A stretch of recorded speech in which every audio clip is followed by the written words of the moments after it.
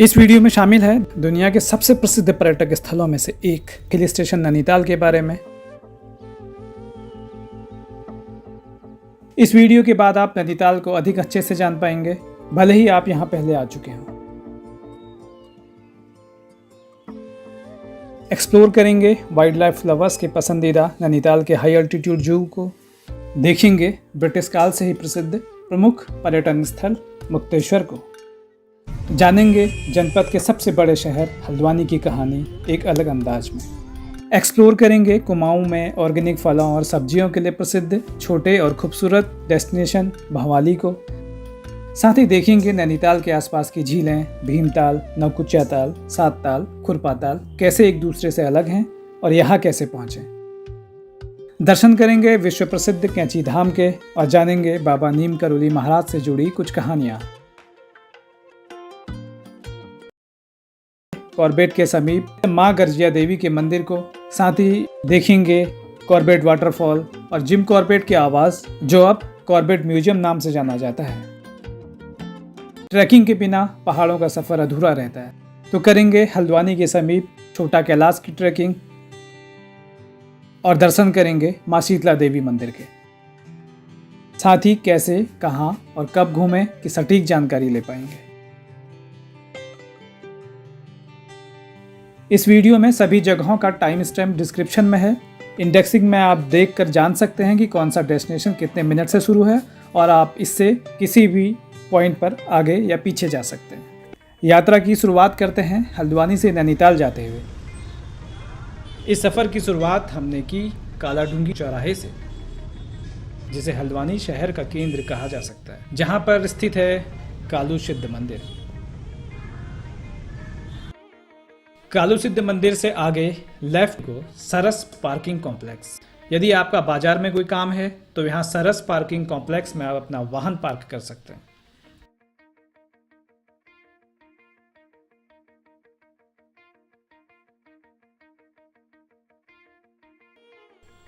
Kaladhungi road चौराहे से Nainital road में चलते हुए कुछ मीटर पर बेस हॉस्पिटल है और इसके ठीक बाद रोडवेज का bus station. Roadways bus stop के मेन गेट से अंदर जाकर आप दूसरे गेट से बाहर निकलकर KMOU बस स्टॉप में पहुंच सकते हैं, जहां से कुमाऊं के विभिन्न इलाकों जैसे अल्मोड़ा, रानीखेत, कौसानी, बागेश्वर, पिथौरागढ़, मुनस्यारी आदि के लिए बसेज उपलब्ध रहती हैं, पर इनकी आवाजाही सुबह के वक्त अधिक रहती है। अगर आपको शाम की यात्रा करनी हो तो यहाँ से 1-2 किलोमीटर दूर तिकोनिया टैक्सी स्टैंड से आपको टैक्सी हायर करनी होगी। तिकोनिया क्रॉसिंग में हम पहुँचे, जहाँ पर ये म्यूरल पेंटिंग्स यानी सीमेंट पत्थर पर उभरी हुई आकृतियाँ बनी हैं, जिसमें उत्तराखंड के कल्चर की झलक देखी जा सकती है। म्यूरल पेंटिंग्स ने इस चौराहे को और भी आकर्षक रूप दे दिया है। हल्द्वानी से नैनीताल की दूरी 40 किलोमीटर और सफ़र तय करने में लगने वाला समय लगभग 1.5 से 2 घंटे का होता है, क्योंकि यहाँ से लगभग 7 किलोमीटर दूर रानीबाग के बाद घुमावदार और हल्की चढ़ाई शुरू हो जाती है। टैक्सी स्टैंड, जिसका जिक्र हमने अभी थोड़ी देर पहले भी किया था, हल्द्वानी, देहरादून, लखनऊ और राष्ट्रीय राजधानी दिल्ली से सड़क मार्ग और रेल मार्ग से जुड़ा होने के कारण उत्तराखंड का एक प्रमुख व्यावसायिक केंद्र भी है। दाएं हाथ की ओर को सितारगंज बरेली बाईपास रोड है। जिन्हें पहाड़ी एरिया से बरेली जाना हो वो बिना हल्द्वानी शहर के अंदर प्रवेश किए यहाँ से जा सकते हैं हल्द्वानी शहर के आउटर एरिया में, जो 3 पानी के पास फिर बरेली रोड में मिल जाता है।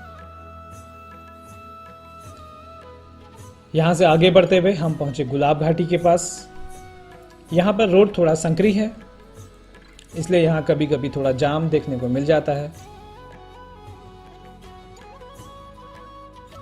यहाँ से बाएं हाथ की ओर को माँ शीतला देवी का मंदिर है। सफर में आगे बढ़ने से पहले आइए करें माँ शीतला देवी के दर्शन। यह है सड़क से लगा हुआ माँ शीतला देवी मंदिर का प्रवेश द्वार। हल्द्वानी या काठगोदाम से शेयरिंग ऑटो या अपने वाहन द्वारा आप यहाँ पहुँच सकते हैं। हल्द्वानी से यहाँ की दूरी लगभग 9 किलोमीटर है। अपना वाहन चौड़ी सड़क के किनारे उचित स्थान पर खड़ा कर मंदिर तक लगभग आधा किलोमीटर का ट्रैक कर पहुँचा जा सकता है, जिसे तय करने में लगभग 10 से 15 मिनट का समय लगता है। शीतला देवी मंदिर को जाने का यह मार्ग चट्टानों को काट कर बनाया गया था। जिसमें खाई की ओर लोहे की रेलिंग्स और पहाड़ की ओर पत्थरों की दीवार बनाई गई है। यहाँ बोर्ड में वन क्षेत्र में प्रवेश न करने हेतु निर्देश लिखा गया है। शुरुआती चढ़ाई के बाद फिर समतल मार्ग आरंभ हो जाता है और मार्ग के दोनों ओर कुछ इस प्रकार की किसी खूबसूरत पेंटिंग से दृश्य नजर आते हैं। यहाँ हल्दू सहित कई विभिन्न प्रजातियों की वनस्पतियां दिखाई देती हैं।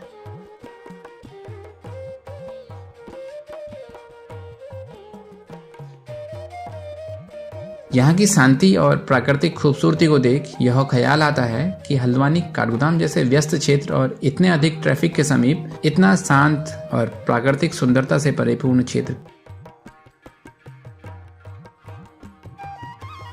प्राकृतिक सुंदरता निहारते मंदिर के मुख्य प्रवेश द्वार के प्रांगण में पहुंच जाते हैं। अपने फुटवियर उतारकर यहाँ स्थित प्राकृतिक जल स्रोत में श्रद्धालु अपने हाथ पैर धोकर मंदिर के इस गेट से प्रवेश करते हैं।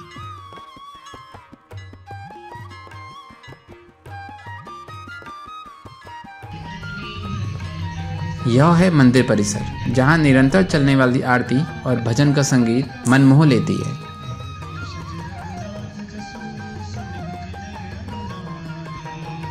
मां शीतला देवी को समर्पित कई मंदिर उत्तराखंड में अलग अलग स्थानों जैसे द्वाराहाट, शीतला खेत, अल्मोड़ा तथा काठगोदाम सहित कई स्थानों में है।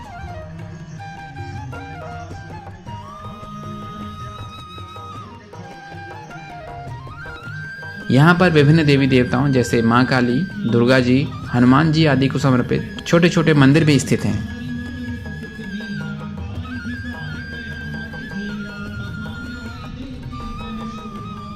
लोगों की यह आस्था है कि शीतला देवी की कृपा से त्वचा संबंधित रोगों सहित अनेक रोगों का निवारण होता है।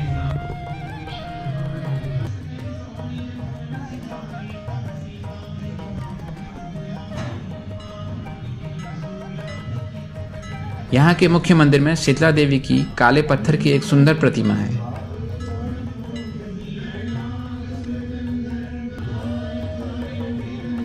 स्थानीय लोगों की गहरी आस्था माता शीतला से जुड़ी है।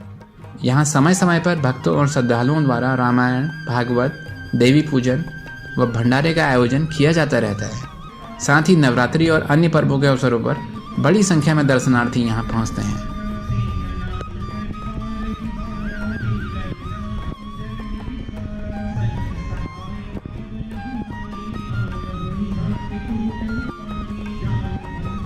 उपलब्ध जानकारी के अनुसार मंदिर के पीछे चंद राजाओं के समय में हाट का बाजार लगाया जाता था तथा यहाँ लोग दूर दूर से सामान खरीदने आया करते थे।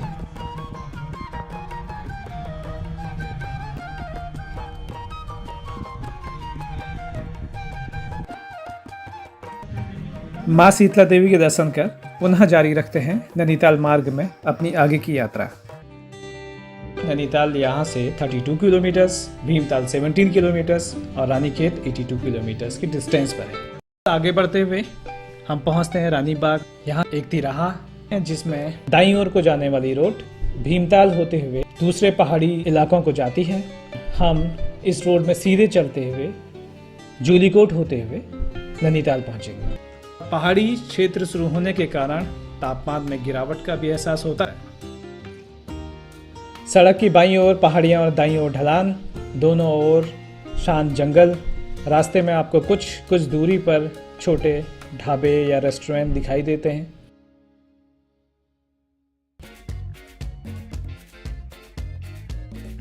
सी लेवल से दोनों सिटीज का कंपेयर करते हैं।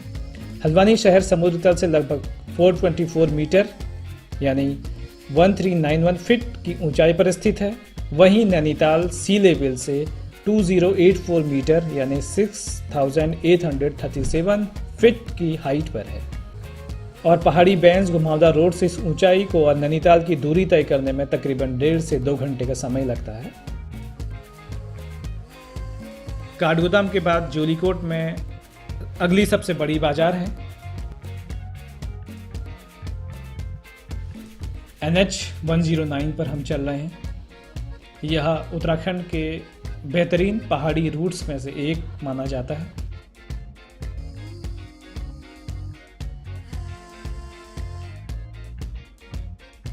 जूलीकोट से 1 से 1.5 किलोमीटर के बाद ये तिराहा, जहाँ से आप सीधे जाएंगे तो भवाली पहुँचेंगे और भवाली होते हुए आप पहाड़ के दूसरी जगहों जैसे अल्मोड़ा, पिथौरागढ़, मुनस्यारी की ओर जा सकते हैं। और बाईं ओर को जो रोड घूमी हुई है, यहाँ से हम नैनीताल को पहुँचेंगे।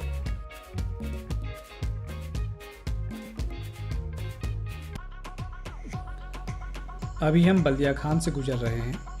यहाँ से लेफ्ट हैंड साइड को रोड एक छोटे से कस्बे पटवा डांगर को जाती है, जिसमें लगभग 3 किलोमीटर की दूरी पर इंस्टीट्यूट ऑफ बायोटेक्नोलॉजी है। हम मेन रोड पर सीधे आगे की ओर जाएंगे।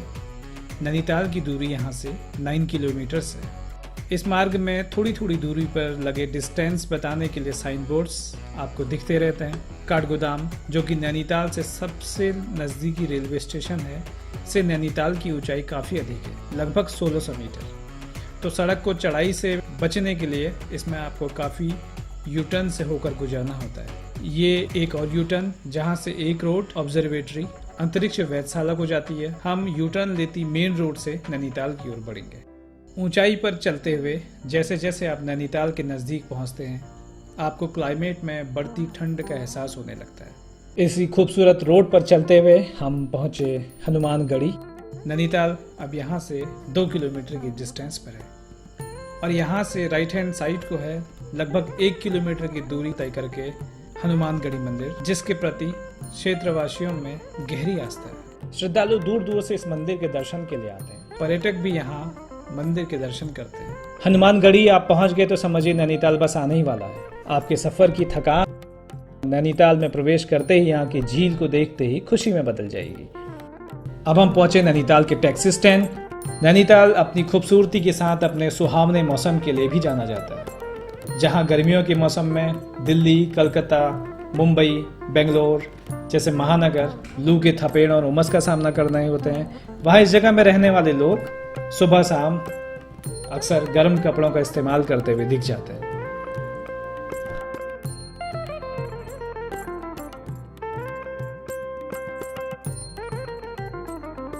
ये नैनीताल का तल्लीताल क्षेत्र है। इसी चौराहे पर रोडवेज बस स्टैंड भी है। नैनीताल में प्रवेश करते ही दिखता है खूबसूरत ताल। ताल में बोटिंग का आनंद उठाते सैलानी और ताल के किनारे बसा खूबसूरत शहर नैनीताल। और यहाँ से दाईं ओर मार्ग भवाली, अल्मोड़ा, रानीखेत, भीमताल, सातताल आदि को जाता है।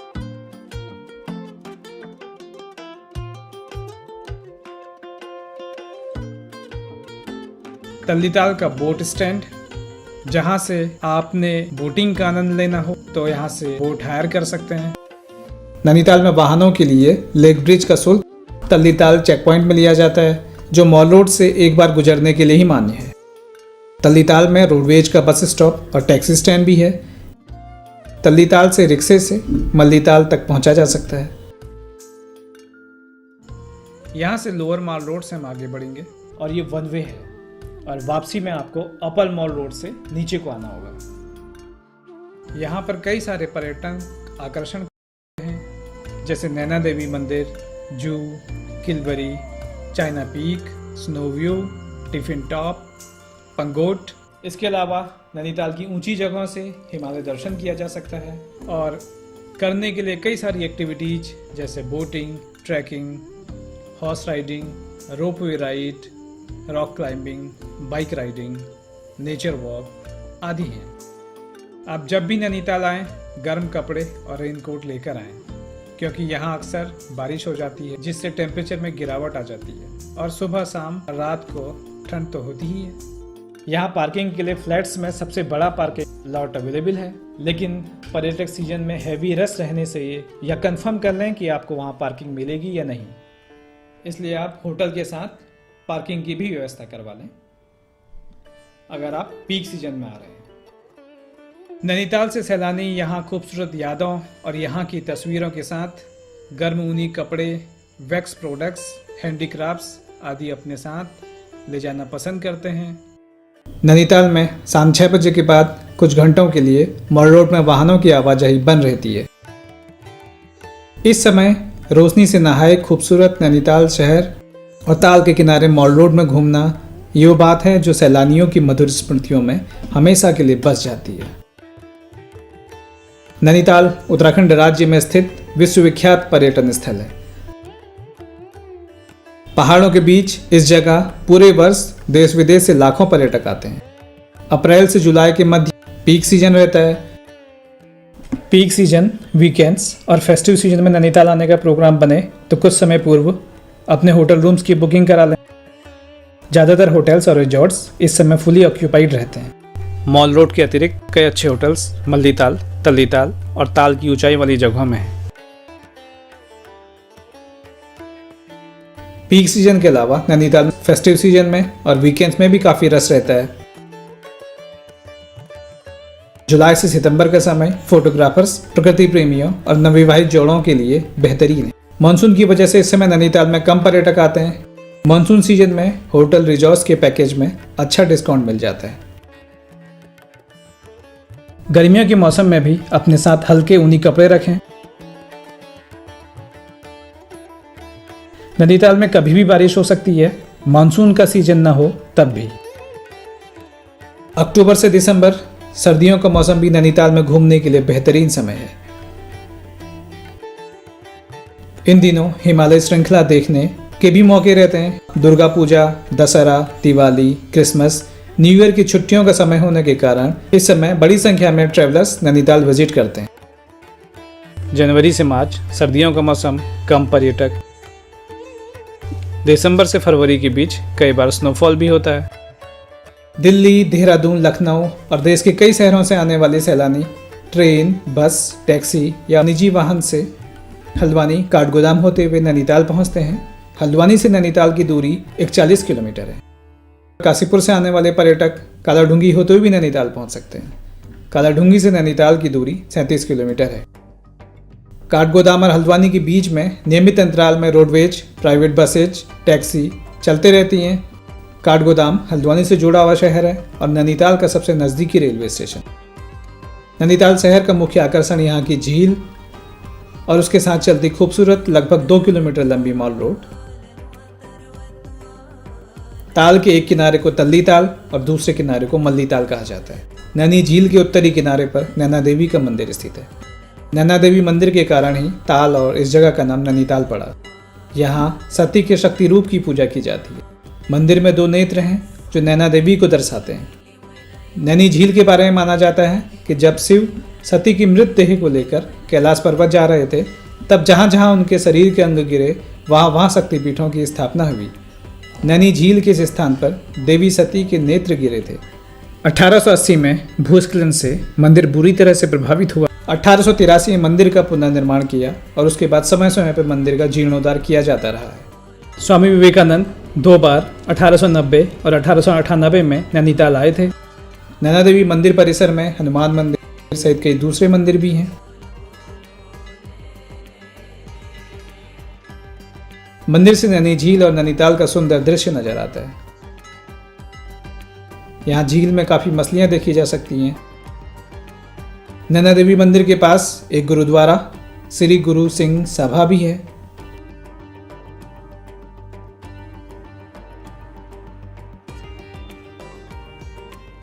मंदिर के गेट से सामने की तरफ यहाँ की प्रसिद्ध तिब्बती मार्केट है।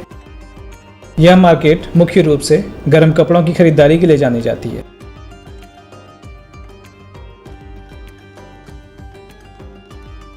मंदिर के गेट से दाईं ओर फूड लवर्स के लिए एक अच्छी मार्केट है।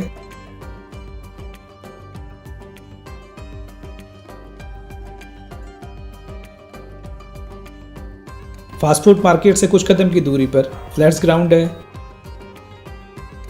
और यहीं पर है नैनीताल की सबसे बड़ी कार पार्क। पीक सीजन के दौरान पर्यटकों के लिए पार्किंग फिलहाल एक बड़ी समस्या है।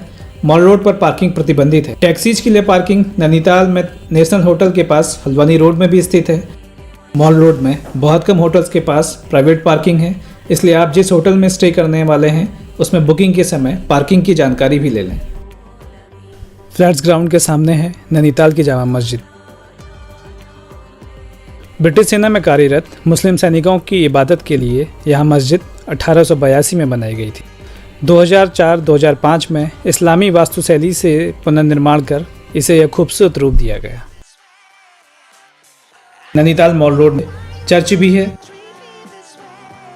इसके अलावा नैनीताल में ब्रिटिश टाइम की बनी बहुत सी इमारतें देखी जा सकती हैं।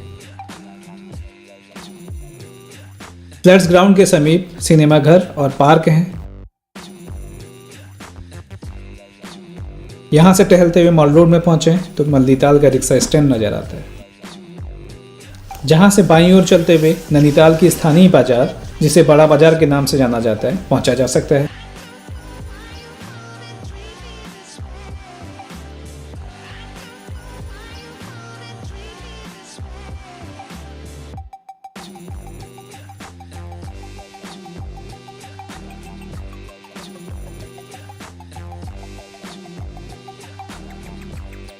नैनीताल में वैक्स प्रोडक्ट्स बेहद पॉपुलर हैं।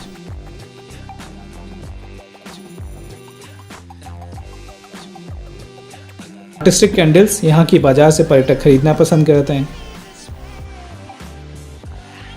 नैनीताल के आसपास घूमने के लिए बाइक किराए पर ली जा सकती है। यहाँ घूमने के लिए बाइक्स कई जगह मिल जाती हैं, तल्लीताल, मॉल रोड, मल्लीताल। अमूमन 600 से 2000 रुपये प्रतिदिन के चार्ज पर यहाँ पर बाइक मिल जाती हैं। नैनीताल में एडवेंचर एक्टिविटीज का भी आनंद लिया जा सकता है। केबल कार से स्नो व्यू पॉइंट जा सकते हैं, जहां से हिमालय देखा जा सकता है। हालांकि जब इन्वायरमेंट में हल्की धुंध होती है तब हिमालय की विजिबिलिटी क्लियर नहीं होती।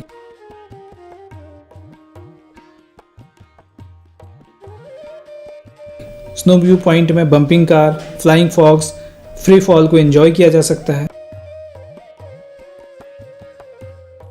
यहाँ घुड़सवारी का भी आनंद ले सकते हैं।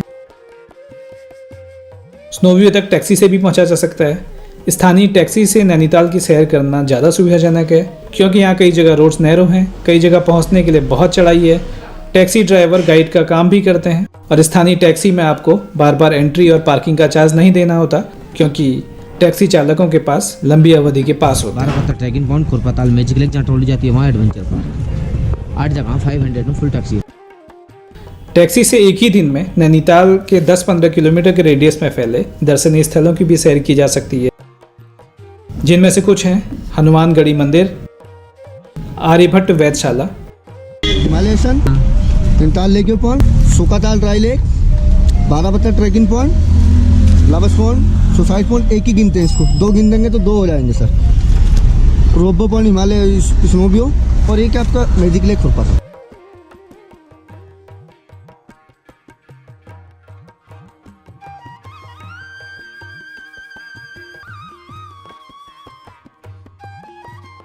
नैनीताल हर उम्र के लोगों के लिए एक खूबसूरत डेस्टिनेशन है। महसूस कीजिए अपने नज़रिए से, नैनीताल में हाई एल्टीट्यूड जू देखे जाने लायक स्थानों में से एक है। नैनीताल में जू तक पहुंचने के लिए लगातार चलने वाली शटल सर्विस उपलब्ध हैं। जू के लिए टैक्सी सेवा तल्लीताल रिक्शा स्टैंड से मॉल रोड की ओर चलते हुए कुछ कदम की दूरी पर अवेलेबल है। मॉल रोड से जू की दूरी 2 किलोमीटर है। जू जाने से पहले ध्यान रखें, आप शाम 3-4 बजे से पहले जू में प्रवेश ले लें। शाम 4:30 बजे के बाद जू में एंट्री बंद हो जाती है और 5 बजे तक ही विजिटर्स जू में घूम सकते हैं। जू हर थर्सडे को बंद रहता है। यह है जू की चढ़ाई और संकरी रोड।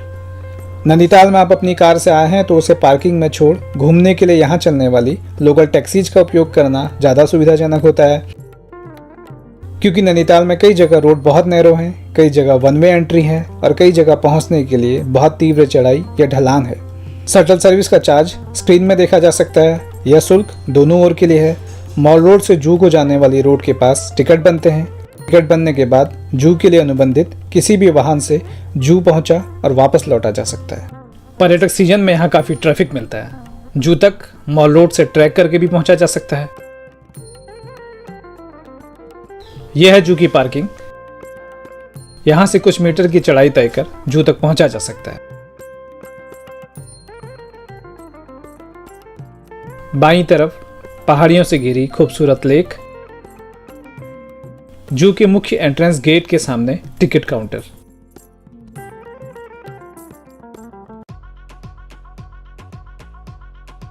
जू के गेट से अंदर प्रवेश कर फाउंटेन और सुंदर गार्डन, जू के एक हिस्से से दूसरे हिस्से में जाने के लिए हल्की चढ़ाई है। सबसे पहले बर्ड्स के केज है,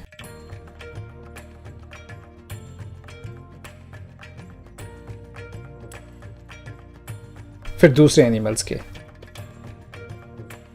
जू का आकर्षण जानवरों के अतिरिक्त कई हाई एल्टीट्यूड पेड़ पौधे भी हैं। नैनीताल जू में बंगाल टाइगर के अलावा लेपर्ड्स, जापानी लंगूर, रेड पांडा, तिब्बतियन भेड़िए, हिमालयन भालू, घुड़ल, बार्किंग डियर, सांभर आदि जानवर और कई सारे पक्षी हैं।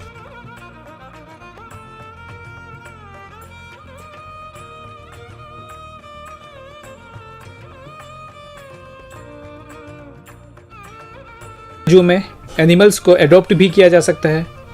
इसके लिए नैनीताल जू प्रशासन से संपर्क किया जा सकता है।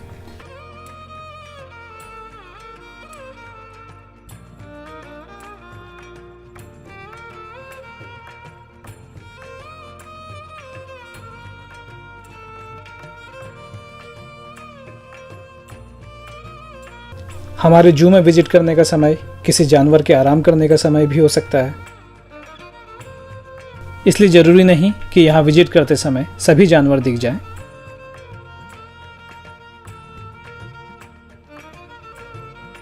वाइल्ड लाइफ लवर्स इतनी ऊंचाई में संवेदनशील जानवरों और शांत जंगल के बीच अपनी बेहतरीन स्मृतियों के लिए यहाँ अच्छा वक्त बिताते हैं। जू के बीच में जंगल से घिरा गोलू देवता का एक प्राचीन मंदिर भी स्थित है।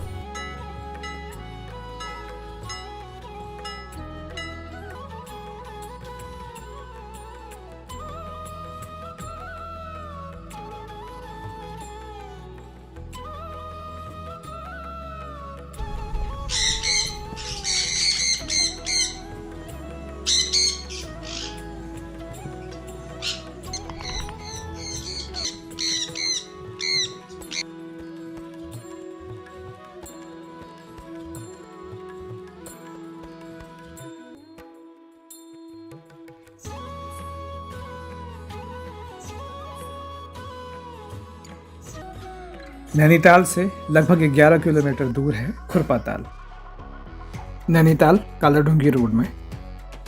और इसी मार्ग से कालाढूंगी होते हुए रामनगर, काशीपुर या देहरादून आदि स्थानों के लिए जा सकते हैं। खुरपाताल का यह नाम होने का कारण माना जाता है इस ताल का आकार घोड़े के खुर यानी तलवे के समान है। हालांकि स्थानीय जानकारों का कहना है कि इस स्थान का पूर्व नाम कुरपखा है, जिसका संदर्भ एक ऐसी विशेष प्रजाति की झाड़ी से है जो स्लोप यानी ढलान में होती है, जो यहाँ बहुतायत में हुआ करती थी। नैनीताल की खोज के समय इस स्थान को पहली बार जब ब्रिटिशर्स ने विजिट किया तो उच्चारण में अशुद्धि से कुरपखा को खुरपा कहना शुरू कर दिया और यह ताल खुरपाताल हो गया। खुरपाताल में सड़क से लगा हुआ है मां मनसा देवी का मंदिर, जहां मंदिर में श्रद्धालु अपनी सुरक्षित यात्रा हेतु मां से आशीर्वाद मांगते हैं। मंदिर के साथ में लगा है प्राकृतिक जल स्रोत। मुख्य सड़क से नीचे की ओर देखने पर खुरपाताल की झील दिखाई देती है। साथ ही सड़क के नीचे दिखते हैं कुछ इमारतें, पर्यटकों के ठहरने हेतु कुछ रिजॉर्ट्स,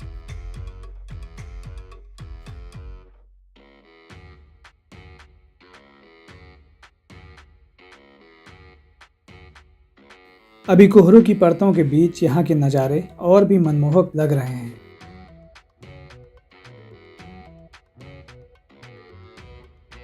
नैनीताल कालाढूंगी मार्ग में खुरपाताल झील तक का एक अलग रोड जाती है, जिससे लगभग 1 किलोमीटर की दूरी तय कर नीचे पहुंच खुरपाताल झील कुछ इस तरह दिखाई देती है।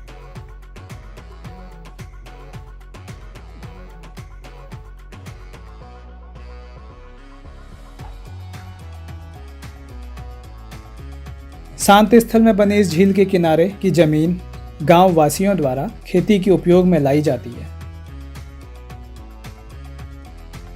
लगभग आधा किलोमीटर लंबी यह झील चारों ओर से पहाड़ियों से घिरी है।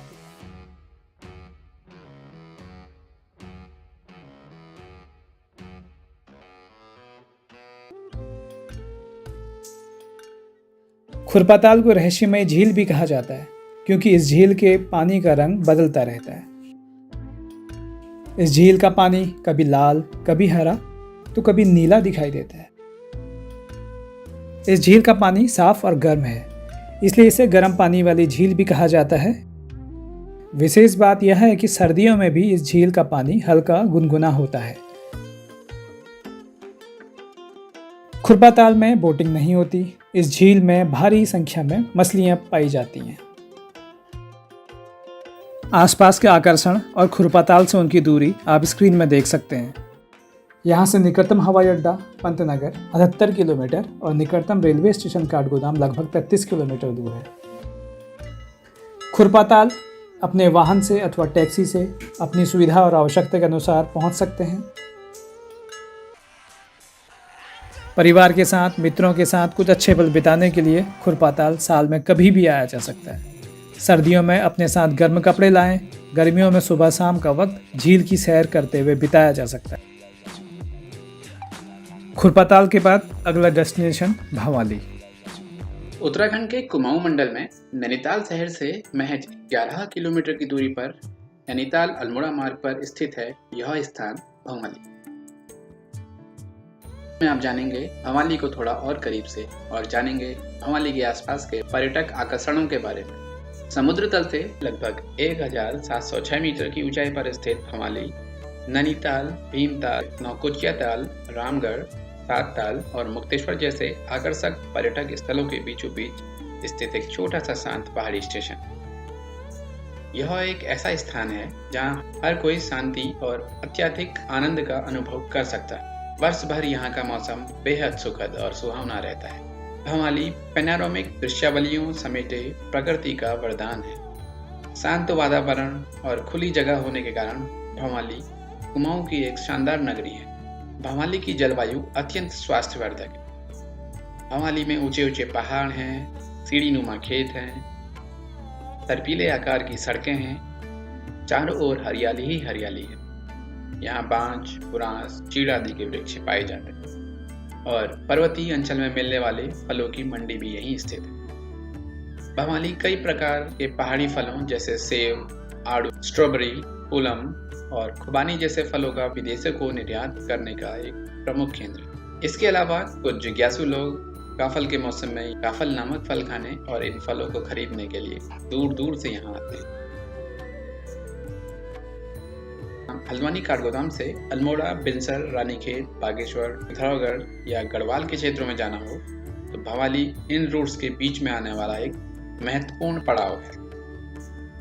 निकटतम रेलवे स्टेशन काठगोदाम से भवाली पहुंचने के लिए दो ऑप्शन है, एक वाया जोलीकोट होते हुए, दूसरा वाया भीमताल होते हुए। ये दोनों रूट इस भवाली तिराहे पर आकर मिलते हैं। यहीं से एक रोड नैनीताल के साथ साथ वाया जोलीकोट होते हुए हल्द्वानी को और दूसरा मार्ग भीमताल होते हुए हल्द्वानी को, और यह मार्ग कैंची मंदिर, खैरना और खैरना से आगे होते हुए रानीखेत, अल्मोड़ा आदि को जाता है।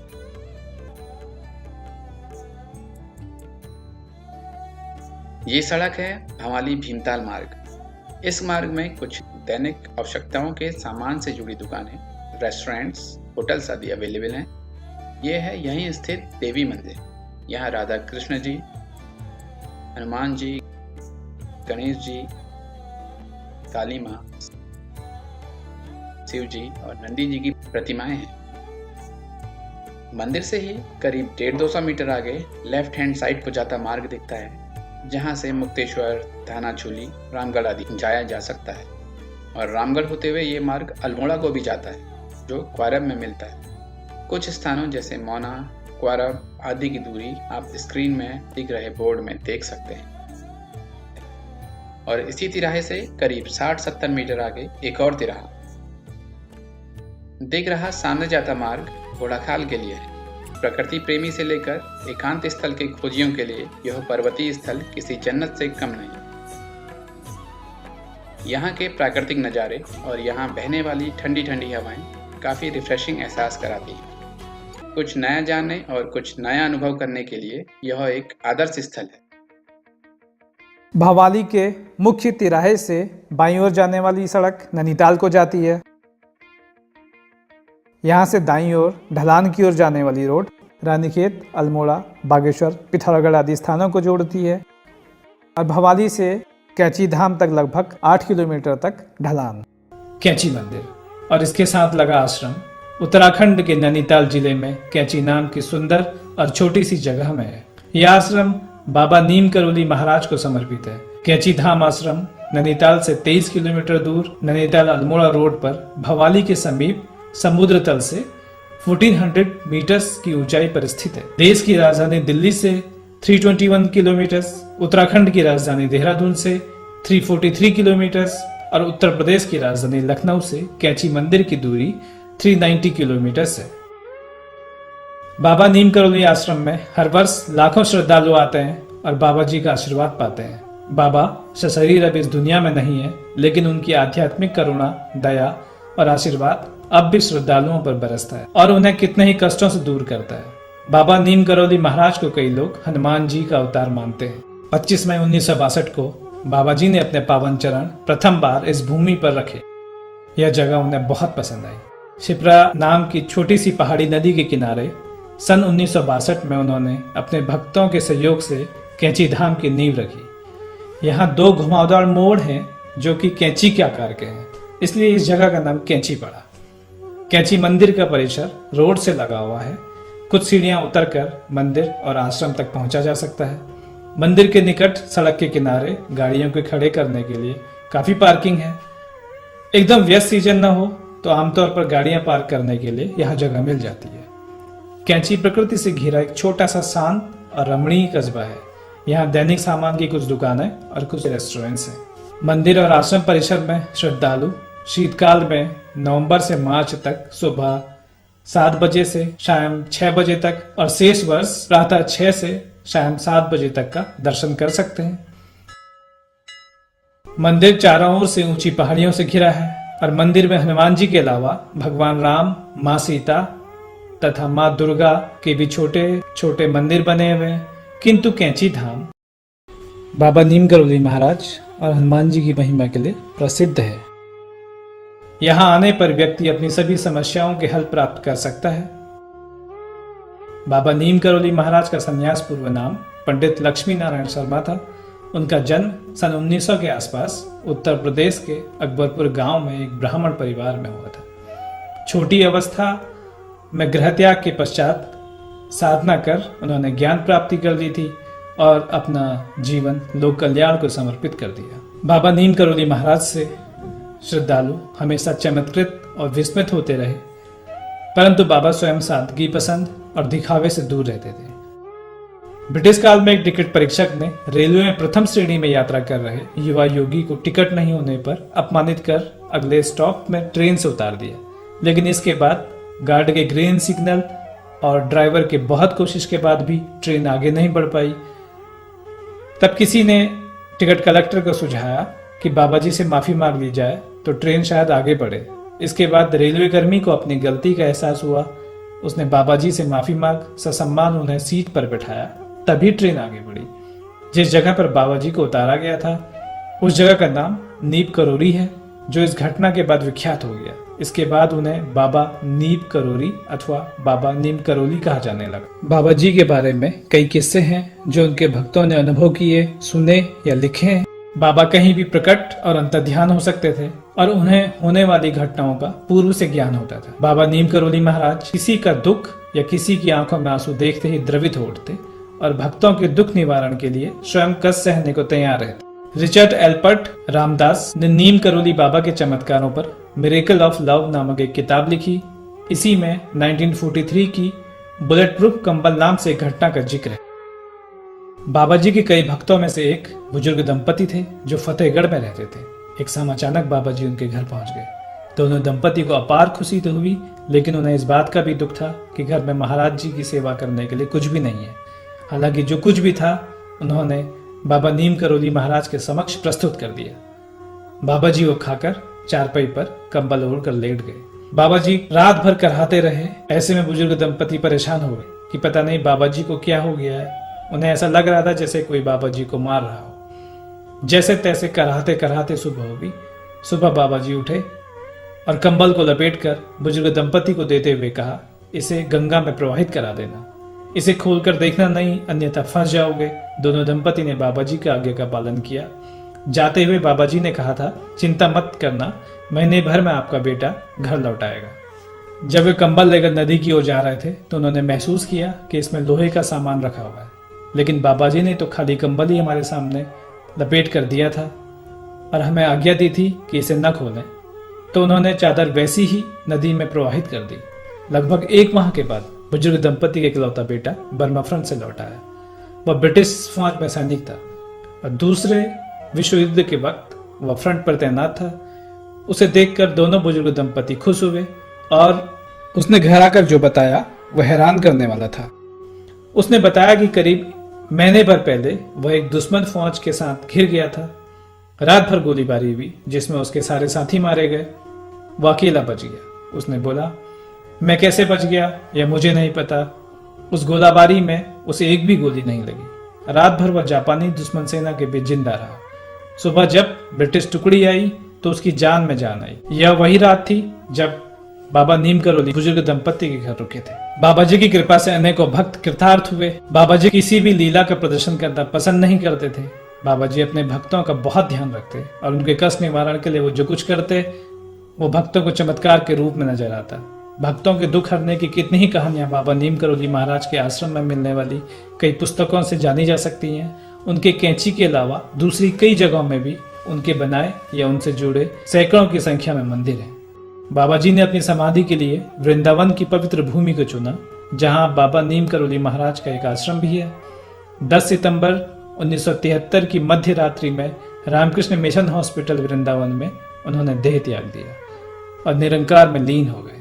बाबा नीम करोली महाराज जी के निर्वाण के 3 वर्ष पश्चात 1976 में 15 जून को बाबा जी की मूर्ति स्थापना और अभिषेक किया गया कैंची मंदिर धाम में।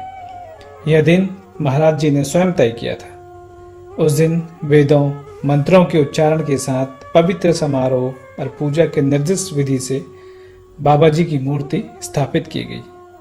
तब से प्रतिवर्ष कैंची धाम में 15 जून को बड़ा मेला लगता है, जिसमें देश विदेश से हजारों लाखों की संख्या में श्रद्धालु शामिल होते हैं। कैंची मंदिर और आश्रम में रुकने से पूर्व ईमेल या पत्र लिखकर अनुमति लेनी होती है। ईमेल और कुछ दूसरी जानकारी वीडियो के डिस्क्रिप्शन से आप ले सकते हैं। कैंची आश्रम के निकट वर्तमान में गेस्ट हाउस होटल्स के ज्यादा विकल्प नहीं है। आप चाहें तो होटल रिजॉर्ट भवाली, भीमताल या नैनीताल में बुक करा सकते हैं और इन जगहों से कैंची मंदिर आकर प्रातः और सायंकालीन पूजा में शामिल हुआ जा सकता है या फिर दिन में आकर मंदिर के दर्शन किए जा सकते हैं। महाराज जी की शाश्वत शिक्षा और अंतहीन लीलाओं के कारण हिंदू, मुसलमान, सिख, जैन, ईसाई, यहूदी और यहाँ तक कि नास्तिक भी उनकी ओर आकर्षित हुए। भारत के पूर्व राष्ट्रपति वीवी गिरी सहित कई सेलिब्रिटीज, जिनमें से कुछ हैं गोपाल स्वरूप पाठक, जस्टिस वासुदेव मुखर्जी, जुगल किशोर बिड़ला जैसे सुविख्यात लोग और अनगिनत दूसरे लोग उनके प्रति आकर्षित हैं। Steve jobs, Julia Roberts, mark Zuckerberg सहित पश्चिमी देशों के कई लोग बाबा जी के भक्त रहे हैं। बाबा नीम करोली महाराज का जीवन सांसारिक जीवन जी रहे लोगों के लिए एक आदर्श है कि कैसे सांसारिक बंधनों को निभाते हुए उच्च आध्यात्मिक और संत का जीवन जिया जा सकता है। उनका जीवन दूसरों की भलाई के लिए समर्पित रहा। बाबा जी की ब्लेसिंग्स और उनकी लीलाओं को उनके भक्त अपने जीवन में आज भी अनुभव करते हैं। महाराज जी के बारे में ज़्यादा जानने के लिए आप उनके किसी भी आश्रम में विजिट कर सकते हैं, उन पर लिखी गई किताबों को पढ़ सकते हैं। कैंची मंदिर के दर्शन के बाद अब चलते हैं मुक्तेश्वर। मुक्तेश्वर नाम 2 संस्कृत शब्दों से निकला है, मुक्ति और ईश्वर। यानी यहाँ आप सांसारिक आपाधापी से दूर मुक्त हो स्वयं को ईश्वर के करीब पाते हैं। मुक्तेश्वर से लगभग 4 किलोमीटर पहले हटेलिया से कुछ आगे बढ़ी सड़क के दोनों ओर hotel, restaurant, home stay, guest house आपको मिलने शुरू हो जाते हैं। ये है यहाँ की बाजार, जो छोटी सी है पर रोजमर्रा की जरूरत के सारी चीजें यहाँ आपको मिल जाएंगी। पहाड़ों की खूबसूरत और गुनगुनी धूप का आनंद आपने लेना हो तो ये आपके लिए परफेक्ट जगह है। मुक्तेश्वर प्रसिद्ध है यहाँ से दिखने वाले हिमालय श्रृंखला के बेजोड़ दृश्य, अपने शांत माहौल और शीत मौसम व स्वच्छ वातावरण, बाज और देवदार के घने जंगल, यहाँ चौली की जाली नामक स्थान से दिखने वाले असीम और अद्भुत घाटी के दृश्य और मुक्तेश्वर महादेव मंदिर से श्रद्धालुओं को मिलती असीम ऊर्जा के लिए ध्यान, yoga, jungle walk, nature walk, bird watching, reading, writing, rock climbing, trekking आदि यहाँ पर्यटकों द्वारा की जाने वाली एक्टिविटीज हैं। निकटतम रेलवे स्टेशन काठगोदाम से 65 किलोमीटर, निकटतम एयरपोर्ट पंतनगर से 98 किलोमीटर, नैनीताल से 46 किलोमीटर, हल्द्वानी से 72 किलोमीटर, अल्मोड़ा से 52 किलोमीटर, दिल्ली से लगभग 350 किलोमीटर, देहरादून से 330 किलोमीटर की दूरी पर स्थित मुक्तेश्वर प्राकृतिक खूबसूरती से परिपूर्ण, असीम शांति और मुक्तेश्वर पहुंचने के मार्ग में दिखने वाले दृश्य भी काफी खूबसूरत और लुभावने हैं। और अब हम पहुंचे हैं यहाँ के फेमस आकर्षण मुक्तेश्वर महादेव टेम्पल। यहाँ पर लगे बोर्ड पे लिखी है यहाँ के लॉन्गिट्यूड और लैटिट्यूड और कुछ अट्रैक्शंस की डिटेल्स। मुक्तेश्वर धाम एक प्राचीन शिव मंदिर है जिसके नाम पर ही इस इलाके को मुक्तेश्वर कहा जाता है। और ये मंदिर को जाती सीढ़ियाँ, यहाँ से लगभग 100 मीटर की दूरी पे स्थित है मुक्तेश्वर महादेव टेम्पल, जो स्थानीय निवासियों के लिए आस्था का केंद्र है। मंदिर का वातावरण बेहद शांत है। मंदिर के बाहर और रास्ते में कई जगह लंगूर और बंदर देखने को मिलते हैं। इस मंदिर में भगवान शिव के साथ ब्रह्मा, विष्णु, पार्वती, हनुमान और नंदी जी प्रतिष्ठित हैं। मंदिर से वापस नीचे मुख्य प्रवेश द्वार से बाएं लगभग 3 से 4 मिनट की दूरी पे लगभग 100 मीटर आगे यहाँ का एक अन्य मुख्य आकर्षण चौली की जाली है, जहाँ से ब्रीथ टेकिंग वैली व्यू दिखाई देता है। समर्स में बहती हवा की आवाज, बरसात में यहाँ उड़ते बादल, कोहरे और बारिश की रिमझिम फुहारें, और विंटर्स में चारों ओर दिखती घाटियां और बर्फ से ढकी पहाड़ियां आपके मन के अंदर उठने वाले विचारों को या तो रोक देती है या फिर और तेजी से बहने देती है। घाटियों से घिरे इस पॉइंट पे आप फोटोग्राफी भी कर सकते हैं और साथ ही कुछ एडवेंचरस एक्टिविटीज को एंजॉय कर सकते हैं। नेचर लवर्स के लिए ये स्थान किसी स्वर्ग से कम नहीं है। यहाँ से दिखता इन घाटियों का दृश्य बहुत अच्छा है।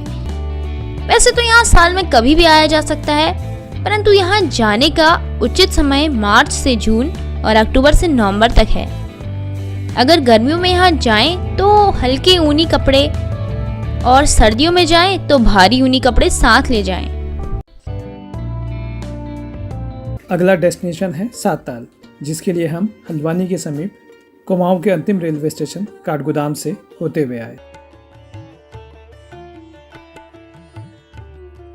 हल्द्वानी से काठगोदाम भीमताल से होते हुए साताल की दूरी 39 किलोमीटर और नैनीताल से साताल 23 किलोमीटर दूर है, और दिल्ली से साताल की दूरी 310 किलोमीटर है, जो लगभग 9 घंटे का ड्राइव है। ट्रेन द्वारा दिल्ली से काठगोदाम स्टेशन के लिए रात भर की यात्रा कर पहुंचा जा सकता है। काठगोदाम से टैक्सी लेकर 1 घंटे में साताल पहुंच सकते हैं। आज अच्छी धूप खिली है और रास्ते में कुछ ज़्यादा ट्रैफिक नहीं है। वैसे दिन प्रतिदिन पर्यटन और सड़क परिवहन विकसित होने के साथ उत्तराखंड की सड़कों पर उसी अनुपात में ट्रैफिक बढ़ता जा रहा है। यह रोड पर्वतीय क्षेत्रों को जोड़ने के लिए एक मुख्य सड़क है। साताल के लिए महरा गांव से बाईं ओर ढलान की ओर जाती सड़क से पहुंचा जा सकता है। इस स्थान का नाम साताल इसलिए पड़ा कि यहाँ कभी छोटे बड़े 7 ताल हुआ करते थे। कुछ ताल यहाँ सड़क से गुजरते हुए दिखाई देते हैं, जंगल और पहाड़ियों से घिरे, और कुछ ताल अब अस्तित्व में नहीं है। इन तालों के नाम स्क्रीन में देखे जा सकते हैं। ढलान से नीचे उतरते हुए कुछ खूबसूरत मोड़, मार्ग घने वृक्षों और सुंदर नज़ारों से घिरे हैं। ये रास्ते और यहाँ से दिखते नज़ारे यहाँ से गुजरते लोगों को सम्मोहित करते हुए चित्ताकर्षक दृश्य, यही तो है वो जिसके लिए दुनिया भर से सैलानी यहाँ आते हैं। इन कुछ घुमावदार मोड़ों से होते हुए सुंदर बांज के वृक्षों से घिरे सात ताल के किनारे चलने के बाद कुछ देर तक ताल के साथ लगी रोड से आगे बढ़ पहुंचे सात ताल। यह है सात ताल में वाहनों के लिए पार्किंग की जगह।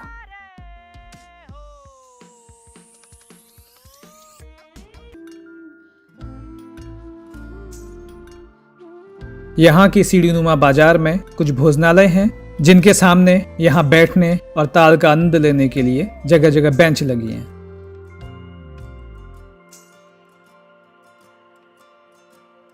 यहाँ के रेस्टोरेंट्स में उत्तराखंड के स्थानीय पौष्टिक भोजन का आनंद लिया जा सकता है और इन सीढ़ियों से होते हुए नीचे ताल तक पहुंचा जा सकता है।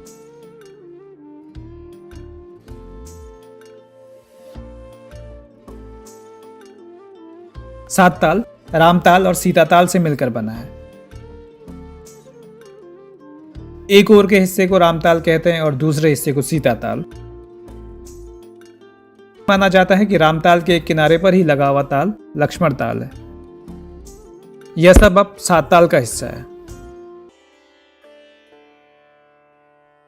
ताल के एक किनारे से दूसरे किनारे को जोड़ने के लिए यह ब्रिज राम सेतु।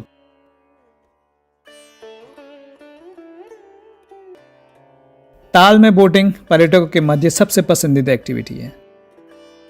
अलग अलग आकार की बोट में नौकायन करते सैलानी ऊंचे पेड़, प्रकृति, शांति और अपनों के साथ ऐसी जगह समय भले ही न ठहरे, लेकिन खुद को थोड़ा और यंग होता महसूस तो किया ही जा सकता है।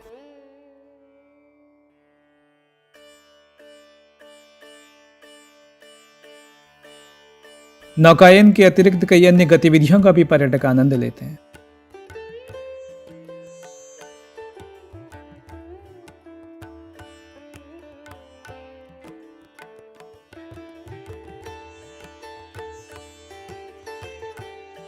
सात ताल में होने वाली कुछ एक्टिविटीज की जानकारी स्क्रीन में देख सकते हैं।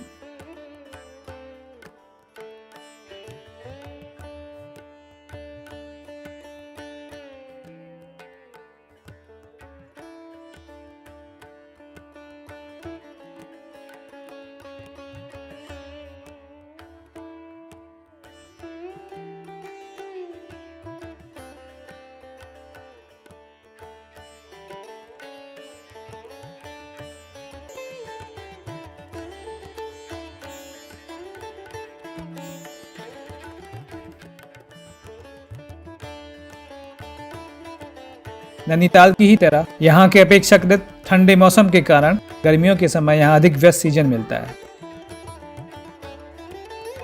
यहाँ विविध प्रजातियों के पक्षियों को देख बर्ड फोटोग्राफर्स और बर्ड वॉचर्स की आंखों में चमक और दिल में उमंग बढ़ जाती है।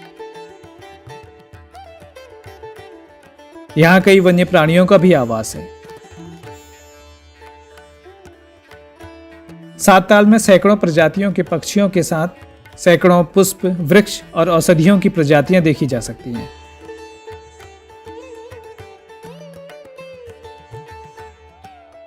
स्वच्छ वातावरण, घने वृक्ष, जगह जगह ताल, प्रकृति को फलने फूलने के लिए और क्या चाहिए।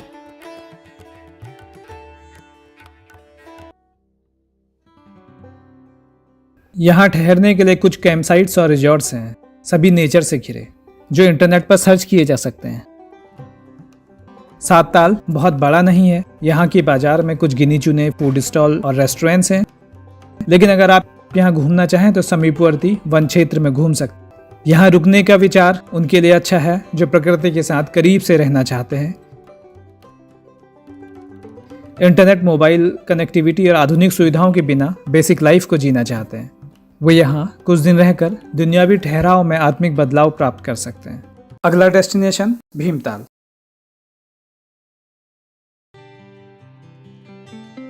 भीमताल के लिए हल्द्वानी से और काठगोदाम से बस या शेयर टैक्सी दिन भर मिलते रहती है। भीमताल आते हुए रास्ते में कई घुमावदार मोड़, दूर तक फैली पहाड़ियों पर हरियाली और बीच में बसे कुछ गांव यहाँ बड़े सुंदर लगते हैं। घाटी और पहाड़ियों के दृश्य कैमरे में कैद करने के बाद हम पहुंचे भीमताल, जहां पहले मिलता है तल्ली ताल। ताल का एक किनारा इस जगह से लगा है। यहाँ पर 2 रोड्स जाती दिखाई देती हैं। दोनों रोड्स झील के 2 किनारों से लगते हुए आगे बढ़ती हैं। सीधे जाने वाली मेन हाईवे रोड है। इस रोड पर हम फिर आएंगे। पहले चलते हैं दाईं ओर जाने वाली रोड पर, जिसे ठंडी सड़क कहते हैं। ठंडी सड़क से भीमताल के कुछ स्कूल्स और होटल्स तक पहुंचा जा सकता है। यह सड़क पैदल चलने के लिए अच्छी है। यहाँ कम ट्रैफिक रहता है। 500-600 मीटर जाने के बाद ये रोड भीमताल डांठ पर जाकर 4 व्हीलर्स के लिए बंद हो जाती है। इस ताल के मध्य में एक टापू है। नाव से टापू तक पहुंचा जा सकता है। पहले यहाँ एक रेस्टोरेंट भी हुआ करता था, जो अब नहीं है। मत्स्य विभाग की ओर से इस टापू पर एक एक्वेरियम भी बनाया गया है। ब्रिज को पार कर भीमताल की मुख्य बोटिंग स्टैंड तक पहुंचा जा सकता है, जो भीमताल के सबसे ज़्यादा विजिट किए जाने वाली जगह है। भीमताल में भीमेश्वर महादेव का एक प्राचीन मंदिर है। यहाँ से तल्लीताल की ओर जाकर फिर मेन हाईवे से वापस यहाँ पर आएंगे। मेन रोड से थोड़ा आगे बढ़कर एक ब्रिज से ठीक पहले एक बाईपास रोड है, जो भीमताल नगर के बाहर हाईवे से फिर से कनेक्ट हो जाती है। ब्रिज से थोड़ा आगे जाकर हम पहुँचे भीमताल के मुख्य तिराहे पर, जहाँ से बाईं ओर जाने वाली रोड नैनीताल, अल्मोड़ा, रानीखेत और दूसरी जगहों को जाती है। इस रोड में भीमताल की सबसे बड़ी बाजार भी है। दाईं ओर को जाने वाली रोड ताल के किनारे किनारे भीमताल डांठ पर पहुंचती है। इसी रोड में आगे जाकर एक मार्ग नौकुचिया ताल के लिए भी जाता है। यहाँ पर कई रेस्टोरेंट्स, फास्ट फूड स्टॉल्स और ठहरने के लिए भी कुछ ऑप्शंस हैं। रंग बिरंगी अलग अलग तरह की बोट्स, दुनिया भर के पर्यटक, भीमताल झील का सुंदर नज़ारा और आसपास का माहौल इस जगह को बेहद आकर्षक बना देता है। सेल्फी और फोटोग्राफ्स लेने के लिए भी यह जगह बन जाती है एक आइडियल स्पॉट। झील में कई प्रकार की मछलियाँ, बतख देखे जा सकते हैं। भीमताल डांठ में भीमेश्वर मंदिर से लगे ब्रिज को पार कर ठंडी सड़क तक पहुंचा जा सकता है, जो आगे जाकर तल्लीताल में मिल जाती है। नैनीताल की तरह ही यहाँ का पीक सीजन अप्रैल से जून, बरसात शुरू होने से पूर्व और बरसात का मौसम खत्म होने के बाद अक्टूबर से दिसंबर तक है। वैसे साल भर यहाँ कभी भी आया जा सकता है। भीमताल कई तरह की एडवेंचर एक्टिविटीज़ के लिए भी जाना जाता है। लेक के किनारे बनी दोनों रोड से लगी पहाड़ियों में हैं कुछ अच्छे रिजॉर्ट्स। भीमताल में लोक संग्रह, फोक कल्चरल म्यूजियम देखे जाने वाली जगहों में से एक है, जिसकी स्थापना डॉक्टर यशोधर मठपाल ने 1983 में की। गर्मियों के मौसम में भी अपने साथ सुबह शाम पहनने के लिए हल्के ऊनी कपड़े रखें। यहाँ का मौसम ठंडा है। भीमताल की दूरी नियरेस्ट एयरपोर्ट और कुछ दूसरी जगहों से स्क्रीन पर देखी जा सकती है। अगला डेस्टिनेशन नैनीताल से लगभग 24 किलोमीटर की दूरी पर स्थित है नौकुचिया ताल।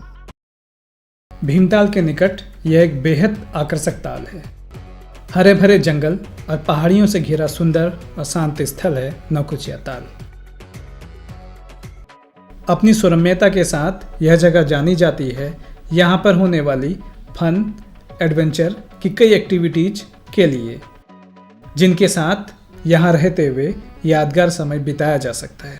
सैलानियों द्वारा पसंद किए जाने वाली प्रमुख एक्टिविटी है नौकुचिया ताल में बोटिंग। यहाँ अलग अलग शेप और मॉडल की नावों में अपनों के साथ बैठ इस शांत जगह में सैर करने का आनंद सभी सैलानी लेना चाहते हैं। Horse riding, paragliding, zip line,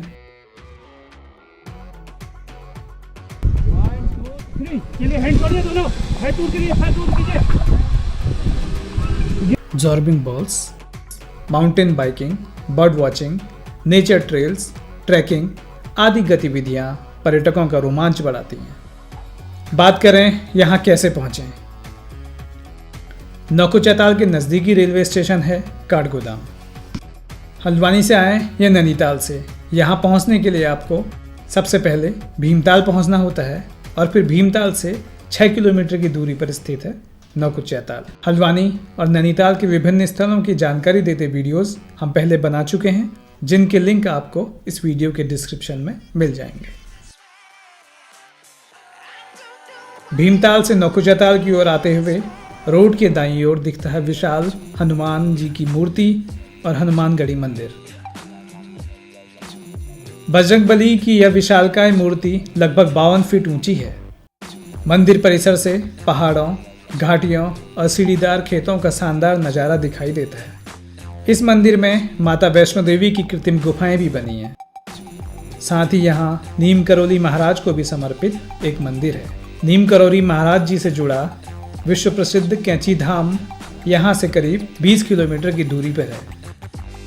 Hanumangarhi मंदिर से लगभग 1 किलोमीटर की दूरी पर है नौकुचिया ताल। नौकुचिया ताल में होने वाली एक साहसिक गतिविधि है जिप लाइन क्रॉसिंग। दोनों किनारों को जोड़ने के लिए मजबूत केबल बंधी रहती है। इसमें झील के एक किनारे से दूसरे किनारे तक झूल कर जाया जा सकता है। ये हम यहाँ डाल देंगे आपको ऐसे ऊपर खड़े हो जाओ और इसको ऐसे यहाँ हैंड फ्री भी कर सकते हैं आप, और ये वायर से आपको हेड को दूर रखना है अपने सर को, ठीक है। हेड को गर्दन को हैंग हो जाइए आप पूरा, बैठिए आराम से, छोड़िए पाँव छोड़िए, फ्री कर दीजिए, ठीक है। क्रॉलिंग बताइए। और अगर बाई चांस से अटक जाते हैं आप वहाँ तो यूँ मंकी क्रॉल करना है उधर फेस करके ऐसा करिएगा। स्पीड स्लो है ना, वहाँ तक चलिए, दूर रखिए चलो भैया, हैंड छोड़ो दोनों।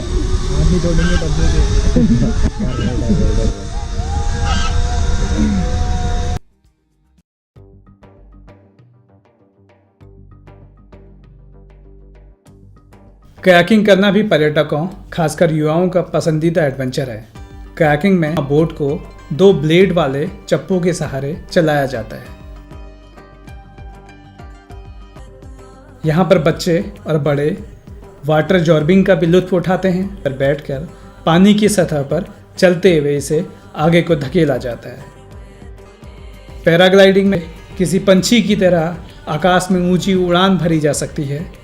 यह उत्तराखंड की सर्वाधिक लोकप्रिय साहसिक गतिविधियों में से एक है।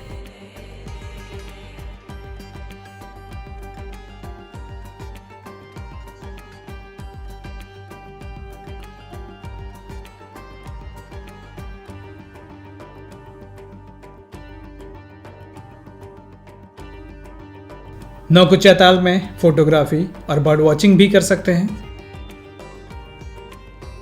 यहाँ ठहरने के लिए कई अच्छे होटल्स, रिजॉर्ट्स और होम स्टे उपलब्ध हैं। यह झील नैनीताल जिले की सभी झीलों में सबसे गहरी है।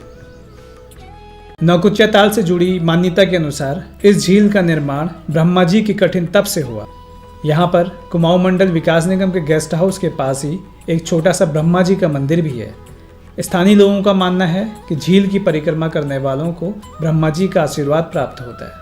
नौकुचिया ताल वर्ष भर आया जा सकता है और साल में सबसे ज़्यादा पर्यटकों की आवाजाही गर्मियों के मौसम में होती है। दूसरा बेस्ट सीजन मानसून के बाद नौकुचिया ताल में घूमने के लिए अच्छा है। अगला डेस्टिनेशन है नैनीताल जनपद का एक अत्यंत धार्मिक और आध्यात्मिक ऊर्जा से भरा शांत स्थल छोटा कैलाश, जहां पहुंचने के लिए थोड़ा ट्रैक करना होता है। यहाँ से एक और पंतनगर, सितारगंज, नानकमत्ता, हल्द्वानी तक का तराई और भावर क्षेत्र, और दूसरी ओर भवाली, जोलीकोट, नैनीताल आदि की पहाड़ियाँ दिखाई देती हैं। नैनीताल जिले के भीमताल ब्लॉक में एक पहाड़ी की चोटी पर स्थित है शिव मंदिर छोटा कैलाश।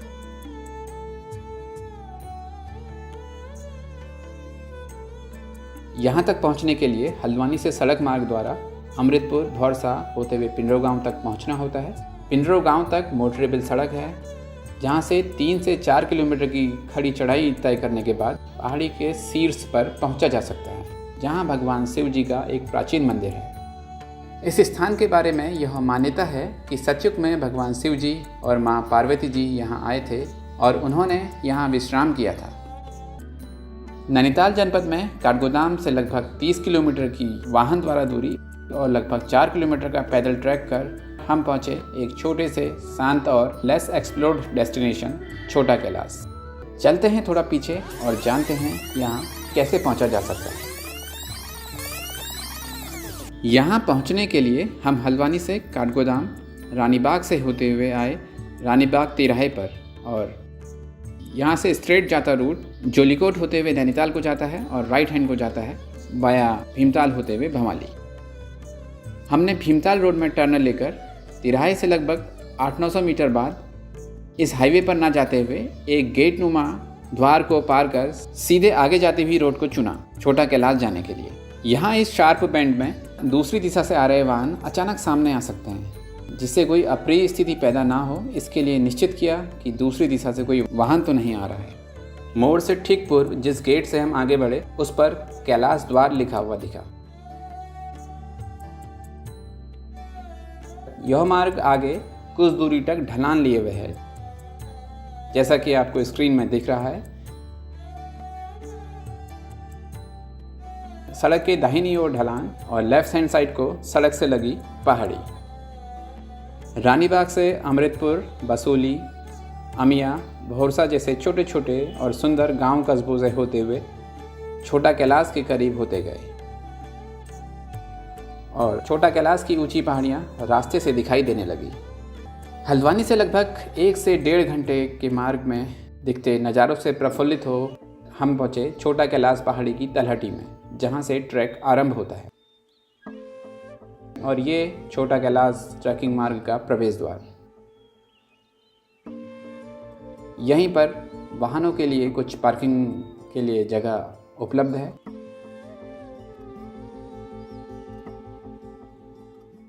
सड़क के किनारे उचित स्थान पर वाहन पार्क कर और अपने साथ पानी का एक फ्लास्क रख हमने ट्रैक शुरू किया। ट्रैकिंग की शुरुआत हर ट्रैक की तरह खूब उत्साह से हुई। यहाँ से दिखने वाले दृश्यों को देखते हुए हर खूबसूरत जगह को देखकर जो ख्याल आता है वही आया कि यहीं बस जाएं या फिर कुछ दिन यहाँ ठहर जाएं। पैदल मार्ग अच्छा बना हुआ है। ट्रैक शुरू करने पर नीचे से ही छोटा कैलाश की चोटियाँ दिखाई देने लगती हैं और दिखता है यह खूबसूरत गांव, जहाँ कुछ कृषि भूमि, शांत ग्राम्य जीवन और उनके पशु। गांव के बीचों बीच से जाता मार्ग और लहलहाती फसल देखकर मन में संगीत चलने लगता है, जो वीडियो में व्यक्त नहीं कर सकता। बेकार कॉपीराइट का झंझट हो सकता है। खैर, कॉपीराइट कहना तो बहाना है, इस आड़ के सहारे हम कितने ट्यूनलेस हैं इस बात को छुपाना है। सीमेंटेड मार्ग में कहीं कहीं पर पत्थर बिछे हुए हैं और कहीं कहीं मिट्टी का बना हुआ मार्ग है। छोटा कैलाश मंदिर पहाड़ की जिस चोटी पर स्थित है वह इर्द गिर्द के पहाड़ों में सबसे ऊंची चोटी है। मार्ग में यह एक और स्वागत संदेश लिखा हुआ बोर्ड।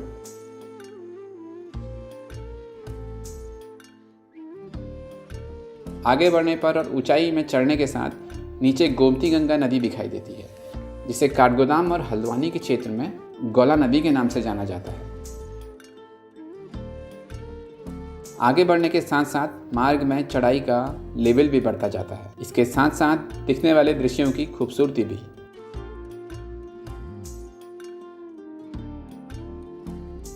हरा भरा वन को देख मन को सुकून मिलता है और साथ में मिलती है ताज़ी ऑक्सीजन। चीड़, बांज और दूसरे वृक्षों से घिरे इन वनों को कितना ही देखो मन नहीं भरता।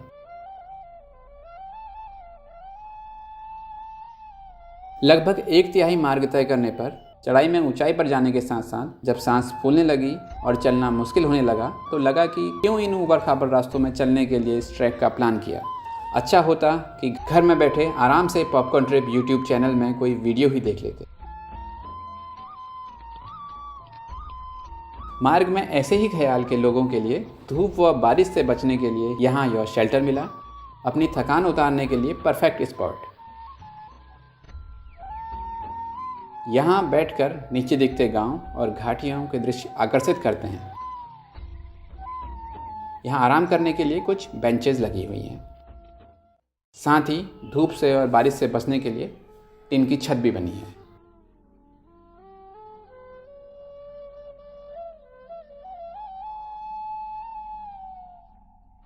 हालांकि ट्रैकिंग रूट पर जमीन में किसी मिट्टी से भरे रास्ते पर बैठो या घास के मैदान पर या किसी पत्थर के ऊपर, जाने क्या बात है कि वो आनंद किसी आरामदायक गद्दे में बैठने से भी ज़्यादा होता है। सुस्ता कर बैठे तो हर बार की तरह फिर से एनर्जी रिस्टोर हो आई। कदम फिर से मंजिल तक पहुंचने के लिए तैयार हो गए। इस मार्ग की चौड़ाई लगभग 1.5 से 2.5 फीट की होगी।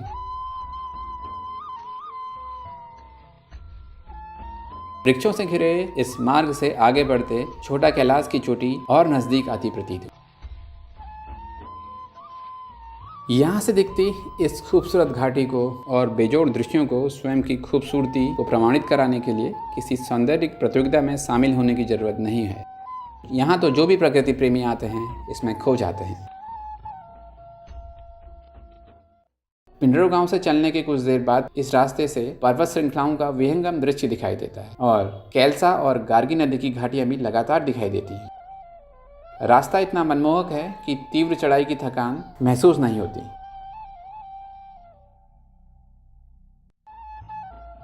ऊपर पहुंच के चारों ओर की घाटियां और वन क्षेत्र देखकर आप बिना विस्मित हुए नहीं रह सकते।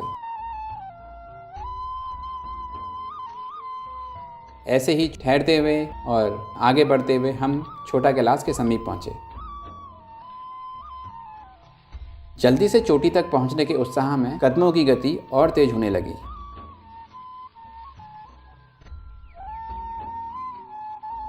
यह ट्रैकिंग रूट बहुत मुश्किल नहीं है, लेकिन लंबे समय से जब चलने का अभ्यास ना रहे तब थोड़ा संघर्ष करना पड़ सकता है।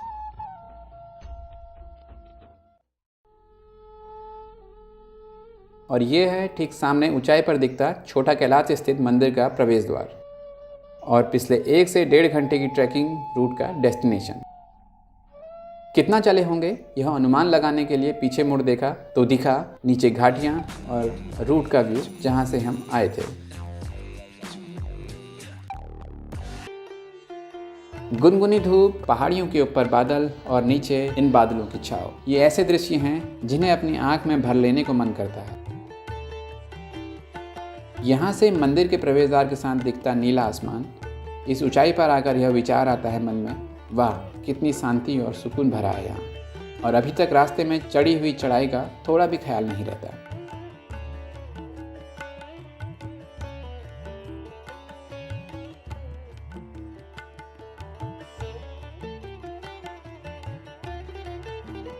यह पहाड़ी अपने आसपास की पहाड़ियों में सबसे ऊंची है।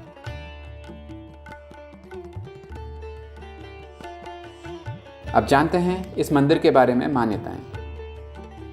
छोटा कैलाश के बारे में मान्यता है कि सतयुग में भगवान महादेव एक बार यहाँ आए थे। अपने हिमालय भ्रमण के दौरान भगवान शिव जी तथा देवी पार्वती जी ने इस पहाड़ी पर विश्राम किया था। महादेव के यहाँ पर धूनी रमाने के कारण ही तब से यहाँ अखंड धूनी जलाई जा रही है। यहाँ आने वाले श्रद्धालु यहाँ पहुंचकर खुले आसमान के नीचे विराजे इस शिवलिंग की पूजा करते हैं। मान्यता है कि यहाँ पहुंचकर शिवलिंग की पूजा करने से भक्तों की मनोकामना अवश्य पूर्ण होती है और मनोकामना पूर्ण होने पर श्रद्धालु यहाँ पर घंटी और छत्र चढ़ाते हैं। नैनीताल रामनगर मार्ग में कालाढूंगी के समीप स्थित है कॉर्बेट म्यूजियम और कॉर्बेट फॉल। कालाढूंगी उत्तराखंड राज्य के नैनीताल जिले में स्थित बेहद शांत और खूबसूरत हिल स्टेशन है। कभी यहाँ रहने वाले प्रसिद्ध शिकारी और लेखक जिम कॉर्बेट, जिन्हें एडवर्ड जेम्स कॉर्बेट के नाम से भी जानते हैं, ने कुमाऊं और उत्तराखंड के वासियों को कई आदमखोर बाघों के आतंक और भय से मुक्ति दिलाई थी। नैनीताल जिले में नैनीताल से वाया खुरपाताल होते हुए करीब 34 किलोमीटर दूर कुमाऊं के सबसे बड़े शहर हल्द्वानी की दूरी कॉर्बेट म्यूजियम से 24 किलोमीटर है।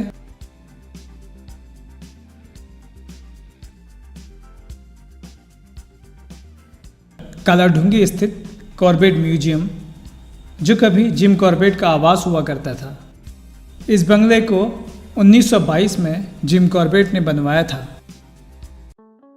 लोग यहाँ आते हैं भारत के ग्रामीण परिवेश को समझने, भारत की प्राकृतिक विविधता को देखने, भारत के वन्य जीवों जिनमें बाघ, हाथी, कांकड़, घुरड़ और कई अन्य प्रकार के पक्षी सम्मिलित हैं की उपस्थिति को महसूस करने। अभी स्क्रीन में दिखाई दे रहा है कॉर्बेट म्यूजियम के लिए एंट्रेंस। एंट्री गेट से अंदर प्रवेश करने के बाद टिकट काउंटर से म्यूजियम विजिट के लिए टिकट्स लिए जा सकते हैं, जिनके चार्जेज इंडियंस, फॉरेनर्स और स्टूडेंट्स के लिए अलग अलग हैं, जिन्हें स्क्रीन पर देखा जा सकता है।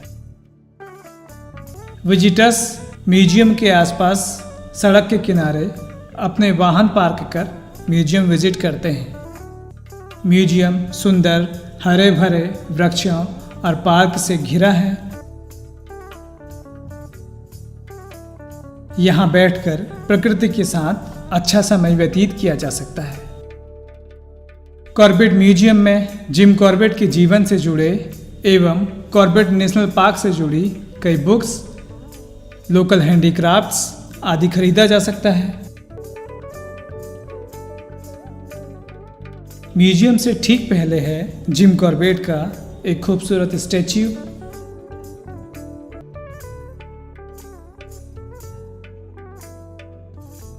म्यूजियम के अंदर जाकर एडवर्ड जिम कॉर्बेट से जुड़ी कुछ दिलचस्प बातें जानी जा सकती हैं, जिन्हें विभिन्न तस्वीरों, आकृतियों, लेखों द्वारा दर्शाया गया है। खासतौर से छोटे बच्चों के लिए यहाँ पर सीखने और जानने के लिए काफ़ी कुछ है। म्यूजियम में जिम कॉर्बेट द्वारा उपयोग की गई वस्तुएं सहेज कर रखी गई हैं।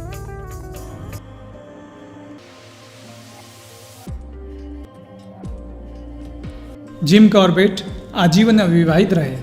उन्हीं की तरह उनकी बहन मैगी कॉर्बेट ने भी कभी विवाह नहीं किया। दोनों भाई बहन आजीवन साथ रहे। जिम कॉर्बेट का जन्म 25 जुलाई 1875 को नैनीताल में हुआ और 1947 में अपनी बहन मैगी के साथ जिम कॉर्बेट केन्या चले गए और उनकी मृत्यु 19 अप्रैल 1955 को केन्या में ही हुई। जिम कॉर्बेट एक कुशल शिकारी थे, साथ ही वे एक अत्यंत प्रभावशील लेखक भी थे। उनकी पुस्तकें my India, man eaters of Kumaon, jungle stories आदि बेहद चर्चित हैं। कॉर्बेट म्यूजियम से 2 किलोमीटर की दूरी पर स्थित है कॉर्बेट फॉल।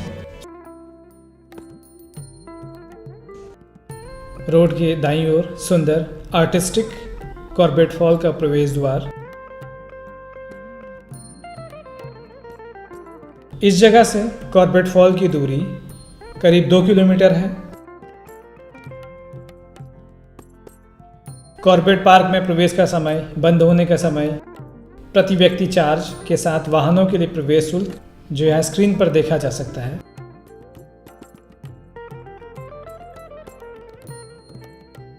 कॉर्बेट फॉल में एंट्री के लिए टिकट का काउंटर मुख्य गेट के पास है। कॉर्बेट वाटरफॉल का मुख्य प्रवेश द्वार और एंट्री गेट के पास खूबसूरत नज़र आता है एक पार्क। इस पार्क में वन्य प्राणियों के डमी बने हैं।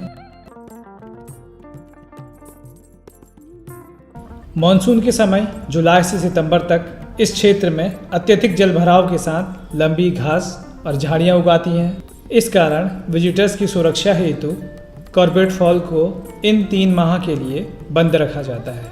यहाँ से कॉर्बेट फॉल की दूरी 2 किलोमीटर है, जिसे पैदल सैर करते हुए 2 व्हीलर या 4 व्हीलर के द्वारा तय किया जा सकता है। कॉर्बेट फॉल के निकट वाहनों की पार्किंग बनी है और पार्किंग से कुछ कदम की दूरी पर है कॉर्बेट वाटरफॉल। यात्रियों की सुरक्षा के लिए वाटरफॉल के एकदम निकट जाने की अनुमति फिलहाल नहीं दी जाती है। हम वन्य जीवों के अधिकार क्षेत्र में प्रवेश कर रहे हैं, इसलिए वन्य जीवों और वन्य संपदा के आराम और सुविधा का ध्यान रखना हमारा कर्तव्य है।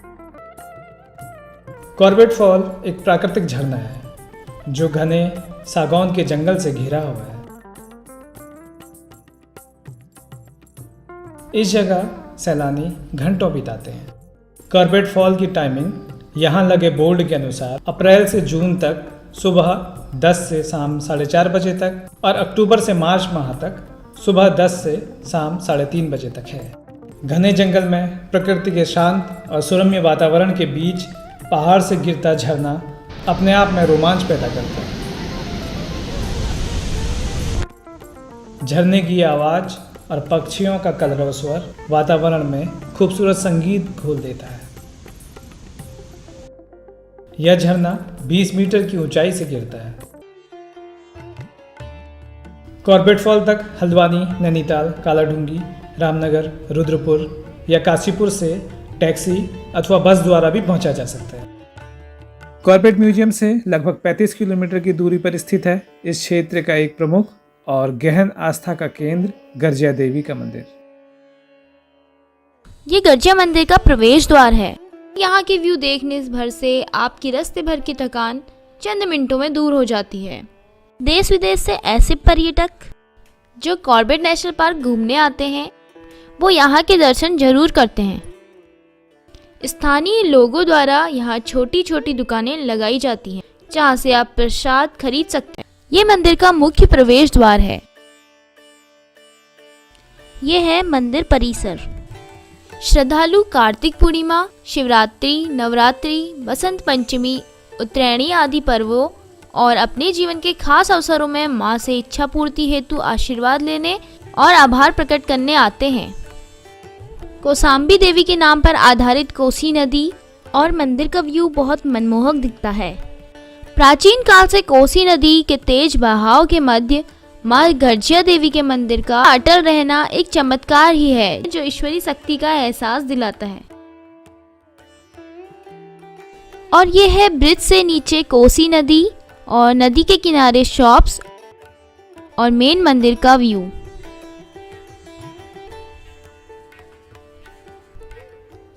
पुल से नीचे ये मंदिर के लिए मार्ग है। मंदिर ऊंचे टीले में स्थित है। यहाँ से लगभग 90 सीढ़ी चढ़ गर्जिया माँ के दर्शन कर सकते हैं। नीचे बटुक भैरव की गुफा व शिव मंदिर है। कहा जाता है माँ के दर्शन के बाद बटुक भैरव की पूजा करना आवश्यक है, अन्यथा पूजा अधूरी रहती है। बटुक भैरव को खिचड़ी चढ़ाई जाती है और माँ के दर्शन के बाद श्रद्धालु भैरव देवता के दर्शन करते हैं। बरसातों के मौसम में कोसी नदी में पानी का स्तर बढ़ने के कारण यहाँ जहाँ भी आप रेत व पत्थर देख रहे हैं कोसी नदी के पानी से भर जाता है और मंदिर के चारों ओर पानी पानी नजर आता है। और अब अंत में देखते और सुनते हैं कुमाऊं के सबसे बड़े नगर हल्द्वानी की कहानी, हल्द्वानी की जुबानी। मुझे हल्द्वानी कहते हैं।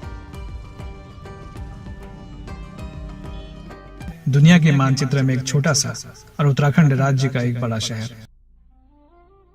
आज मैं अपनी कहानी सुनाता हूं आपको। मेरी कहानी या तो किसी भी शहर की कहानी हो सकती है।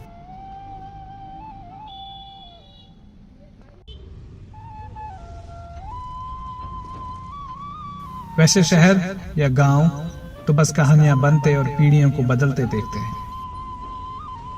गौला नदी के किनारे आज आप जिस शहर को देखते हैं, एक समय यहाँ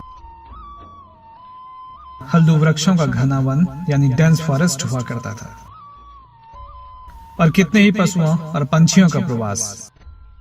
अब तो वह जंगल बस पुरानी यादों में, बुजुर्गों की बातों में और इतिहास की किताबों में है। पेड़, पौधे, जंगल और जमीन उन्हें काटने, उजाड़ने पर कोई प्रतिरोध थोड़ा करते हैं। समय के साथ रहने और दुनिया के साथ चलने के लिए मेरा स्वरूप बदलता रहा। ऐसा माना जाता रहा है कि पेड़, पौधे, जंगल और प्रकृति का मेलजोल रोजगार देने वाले उद्योगों, कारखानों, भवनों, सड़कों की प्रगति में बाधक है।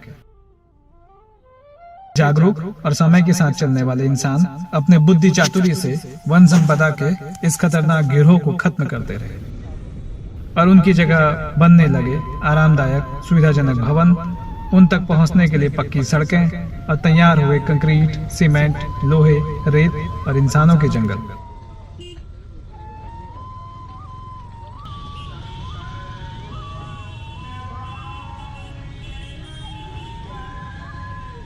चौड़ी पत्ती वाले हल्दू वृक्षों के वन यानी हल्दू फॉरेस्ट से मुझे ये नाम ब्रिटिश काल में मिला। शहर के बीच अभी भी थोड़े दिख जाते हैं, कुछ टूटे कुछ अधूरे, अपनों से छूटे। हल्दू ट्री का बॉटेनिकल नेम हल्दीना कोडिफोलिया है।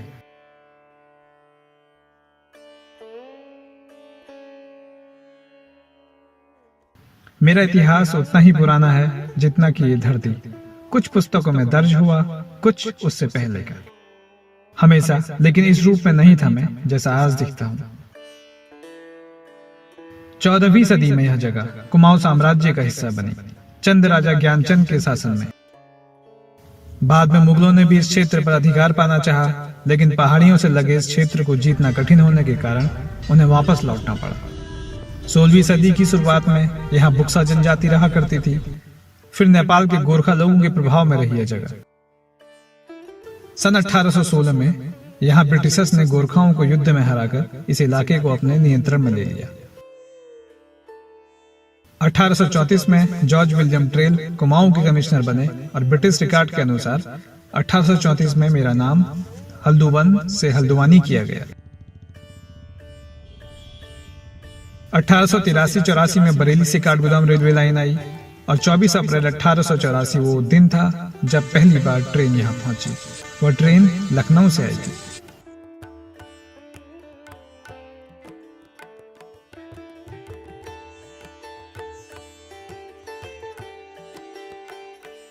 (1947) में देश की आजादी के समय यहाँ की आबादी थी करीब 25,000। धीरे धीरे कुमाऊं और दूसरी जगहों के लोगों ने यहाँ खेती और कृषि आधारित व्यापार के लिए आना शुरू किया। व्यापार और आवाजाही बढ़ने से यहाँ लोगों की संख्या बढ़नी शुरू हुई और यह क्रम अब तक चल रहा है।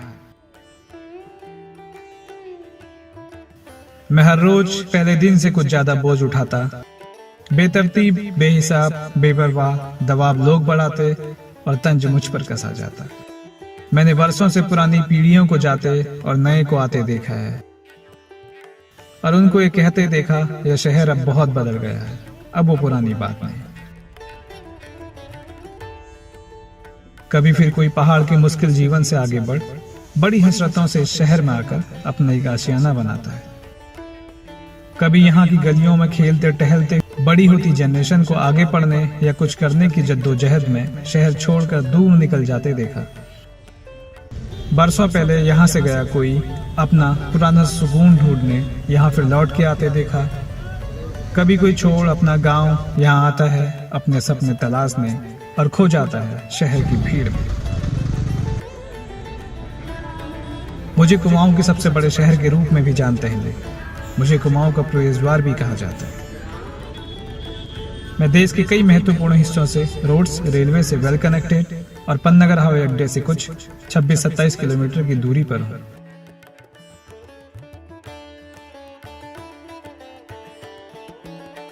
यहाँ पढ़ने पढ़ाने के लिए कई राजकीय और निजी शिक्षण संस्थान हैं।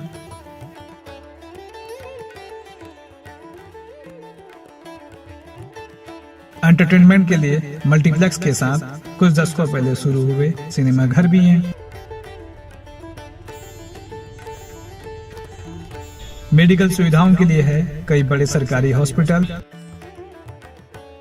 और बहुत से प्राइवेट मल्टी स्पेशलिटी हॉस्पिटल्स भी। कालाडूंगी चौराहे को शहर का केंद्र माना जाता है। यहाँ 4 मुख्य सड़कें मिलती हैं जो शहर को देश के अन्य हिस्सों से कनेक्ट करती हैं। ये रोड से हैं नैनीताल रोड,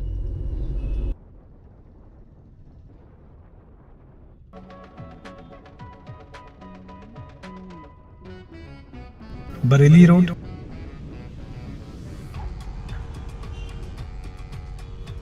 कालाडूंगी रोड,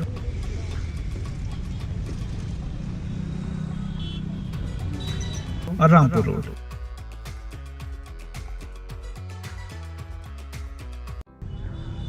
कालाडूंगी चौराहे के पास यहाँ की सबसे बड़ी बाजार है।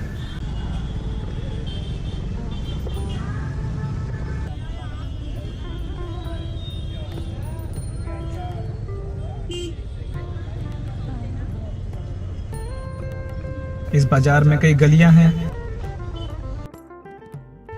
कपड़े, ज्वेलरी, बर्तन, इलेक्ट्रॉनिक्स और लगभग हर तरह की दुकानें और मार्केट में दुकानों तक पहुंचने के लिए गलियानुमा रास्ते।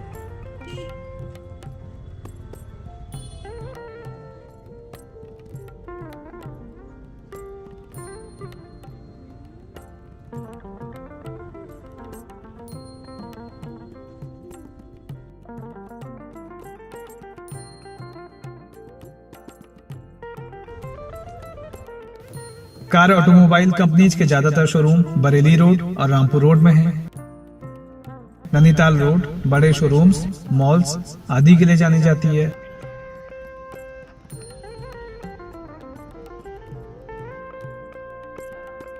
इसके अलावा इन रोड्स के बीच में कई कनेक्टिंग रोड्स हैं जो लेकर जाती हैं शहर के मोहल्ले और गलियों में।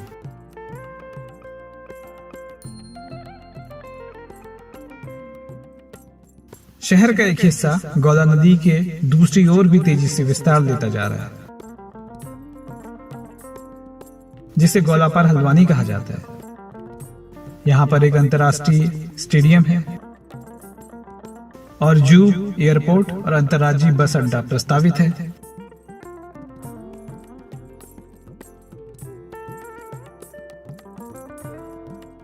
मैं यहाँ बिना किसी भेदभाव, ऊंच नीच के सभी के साथ समान भाव से रहता हूँ, जैसे ठीक मुझ में रहने वाले भी सर्वधर्म समभाव के साथ, जो देश में लगभग सभी प्रांतों, धर्मों और जातियों के हैं, यहाँ एक दूसरे के साथ प्रेम और सद्भाव से रहते आए हैं। यहाँ रहने वाले ज्यादातर कुमाऊं क्षेत्र के लोग हैं। कहानी मेरी देखनी हो थोड़ा जो निकाली ये फुर्सत से कुछ साल, बदलते देखा मैंने कितनी सल्तनतों को और गुजारे कितने काल। 2011 की जनगणना के अनुसार यहाँ तकरीबन 1.56 लाख लोग रह रहे थे, जो एक अनुमान के अनुसार अभी 3 लाख से कुछ ज्यादा होंगे। करोड़ों लोग मुझसे कभी न कभी गुजरे होंगे या कुछ पल यहाँ बिताए होंगे। मुझे सुनने के लिए और अपने अपने वक्त में मेरे साथ चलने के लिए आप सबका आभार। आपका हल्द्वानी।